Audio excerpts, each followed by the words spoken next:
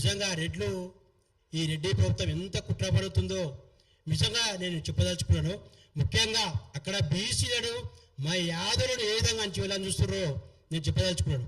ముఖ్యంగా ఒక్కటే, అప్పుడు తెలంగాణ ఉద్యమంలో భువనగిరి వేదికగా బిల్లు లలితక్కను పుట్టలు పెట్టుకున్నారు. ఏదైతే తెలంగాణ ఈ ఉద్యమాన్ని మొదలుపెట్టిన బిల్లు లలితక్కను మారోజు వీరన్ అయితేంది, సాంబశివుడు అయితేంది, కులపురి రాముడు అయితేంది, ఇలా చెప్పుకుంటూ పోతే చాలా మందిని పుట్టలు పెట్టుకుంటూ పోయారు. అప్పటి కాలంలో ఇంత సోషల్ మీడియా లేదు, ఇంత టెక్నాలజీ లేదు. మీరు చంపితే మమ్మల్ని అనటోడేవాడు, మమ్మల్ని పీకటోడేవాడు అని చెప్పి యథేచ్ఛగా మన రాజ్యాన్ని నడిపించారు.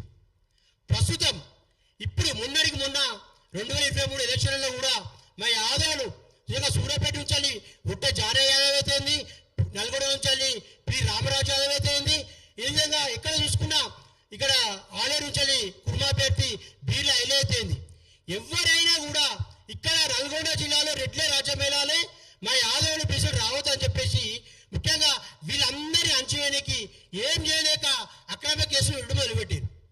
ఎంత దుర్మార్గం అంటే ఉట్టే జానయ్య యాదవ్ ఆయన మీద కేసులు పెట్టడం కాకుండా వాళ్ళ భార్య మీద, వాళ్ళ కొడుకుల మీద, కర్ణాటకలో ఎక్కడో చదువుతున్న అబ్బాయిని తీసుకొచ్చి, ఎంబీబీఎస్ చదువుతున్న వ్యక్తిని తీసుకొచ్చి ఇక్కడ పోలీసులు పోయి తీసుకొస్తారు. అంటే ఒక తెలంగాణ రాష్ట్రంలో ఈసీ గుర్తించిన తెలంగాణ రాజ్యాంగ పార్టీ ప్రధాన కార్యదర్శి అయినటువంటి ఉట్టే జానయ్య యాదవ్ను అరెస్టు చేయాలని ఎందుకు అనుకుంటున్నారు అంటే, ఉట్టే జానయ్య యాదవ్ గారు బీసీ ఉద్యోగంలో ముందున్నాడు. మొన్నటికి మొన్న ఎల్బీ నగర్లో యాదవుల మీద బీసీల మీద దాడి జరిగితే ముందు నిలబడ్డాడు.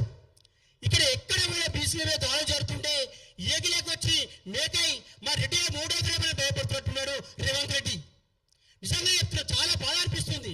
ఇలా రెడ్డిలు బీసీలు, యాదవులు ఇలా రెడ్డి అనే వ్యవస్థను తీసుకొస్తారు. మాకు రెడ్డి సమాజంలో కోపం లేదు. ఎవరైతే ఆధిపత్య వర్గాల మా మీద దాడులు చేస్తూ, మా మీద కుట్రలు మంతూ ఈ విధంగా చేస్తున్న వ్యక్తులను మేము తీవ్రంగా ఖచ్చితంగా హెచ్చరిస్తున్నాం. నల్గొండ జిల్లాలో 15-18% యాదవులు ఉన్నారు. ఇలా మా ఓట్లు లేదా మీరు గెలిచిరా? ఇలా ఉత్తమ్ కుమార్ రెడ్డిని అడుగుతున్నా, 2014 నుంచి 14,000 కోట్ల అవినీతి జరిగితే మీరు ఉట్ట చాలా మీద 10 కోట్ల 15 కోట్ల అవినీతి చేసామని చెప్తారు. మరి 97% మీయే ఉన్నాయి మిల్లులు. ఈ తెలంగాణ రాష్ట్రంలో 97% రైస్ మిల్లులు ఓన్లీ ఆధిపత్య వర్గాలే ఉన్నాయి. అందులో ఒక రెడ్డి సమాజ వర్గమే 50% ఉంటాయి. అంటే ఇంత సొమ్ము పందికొక్కల దిన్నలు ఎవరంటారు? 14 కోట్ల 7,000 కోట్లు రికవరీ చేస్తా అంటారు. అంటే మరి వాళ్ళ పేర్లేవి? మరి వాళ్ళకు కూడా ఇవే కేసులు వేసిరా? మరి వాళ్ళ కుటుంబాన్ని, వాళ్ళ భార్యని, వాళ్ళ పిల్లల్ని అరెస్ట్ చేసిరా? ఇట్లాంటి సంఘటన ఎక్కడ చూసిరా మీరు? అంటే మా మీద జరుగుతున్న దాడులకు మేము వ్యతిరేకంగా ఈరోజు మాట్లాడాల్సి వస్తుంది. ఇంత దుర్మార్గమా? అంటే మీరు ఒక్కొక్క కుటుంబం నుంచి కాంగ్రెస్ పార్టీ రెడ్డిలు, ఇప్పుడు రాజగోపాల్ రెడ్డి, వెంకటరెడ్డి వీళ్ళు మంత్రులు కావచ్చు, ఎమ్మెల్యే కావచ్చు. మళ్ళా అక్కడ రాజగోపాల్ రెడ్డి ఏమంటాడు? రేవంత్ రెడ్డి దగ్గర నాకు ముఖ్యంగా మంత్రి పదవి కావాలంటాడు. అక్కడ మీకు నల్గొండ చూసుకుంటే అక్కడ జానారెడ్డి కుటుంబం నుంచి జానారెడ్డి కావచ్చు, జానారెడ్డి కొడుకు రఘువరెడ్డి కావచ్చు, ఇంకో కొడుకు కావచ్చు, మీరు కావచ్చు. ఇక్కడ ఉత్తమ్ కుమార్ రెడ్డి చూసుకుంటే ఉత్తమ్ కుమార్ రెడ్డి కావచ్చు, ఉత్తమ్ కుమార్ రెడ్డి భార్య ఎమ్మెల్యే కావచ్చు. ఒక్క సూర్యాపేట జిల్లా నుంచి ఉట్టే జారే వస్తే మీకు నొప్పి అవుతుంది. అంటే ఇది రాజకీయ కుట్రలో భాగంగానే ఉట్టే జారే మీద కక్షసాధ్య చర్యలు చేస్తున్నారు, వాళ్ళ కుటుంబాన్ని హింసిస్తున్నారు. ఇలాంటి చాలా ఖండించదగ్గ విషయాలు. ఇలా బీసీ సమాజం, ఎస్సీ సమాజం తీవ్ర ఆగ్రహంతో ఉంది.